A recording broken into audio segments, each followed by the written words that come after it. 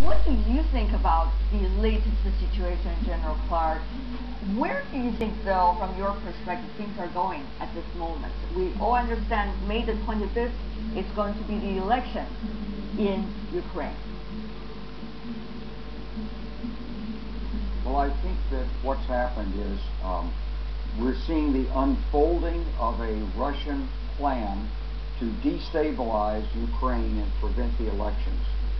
It could go one of several directions.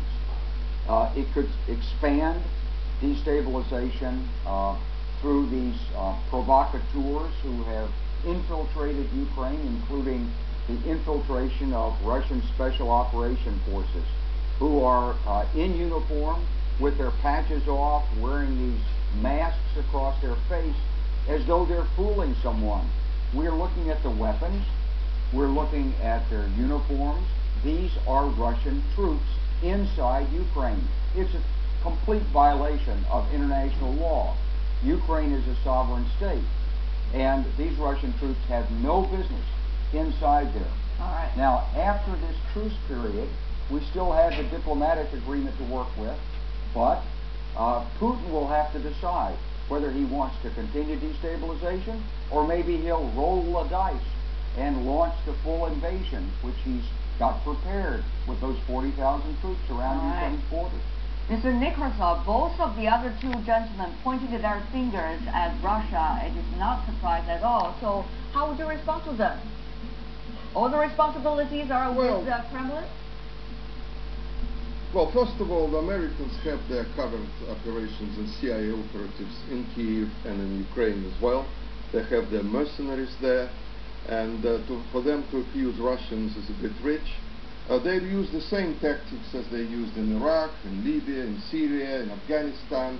They install puppet regimes and then claim that they are legal regimes and everyone else is illegal. So we are not really bothered by this sort of propaganda. The point is this: it's time for Ukrainians themselves to sort out the mess created by the European Union and America. It's not a good idea for America and the EU to lecture anybody, and I think that the eastern part of Ukraine should have their own representatives who will be talking to Kyiv. For Ukraine to basically accuse Russia of all sins is bizarre.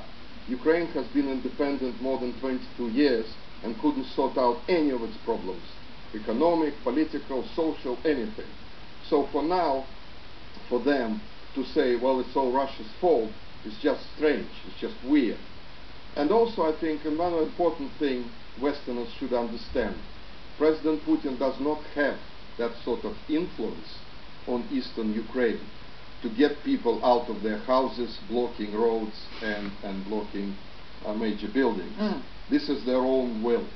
Well, Putin cannot order them to do that. All right, Mr. Nekrasov, we understand the United States is talking about the possibility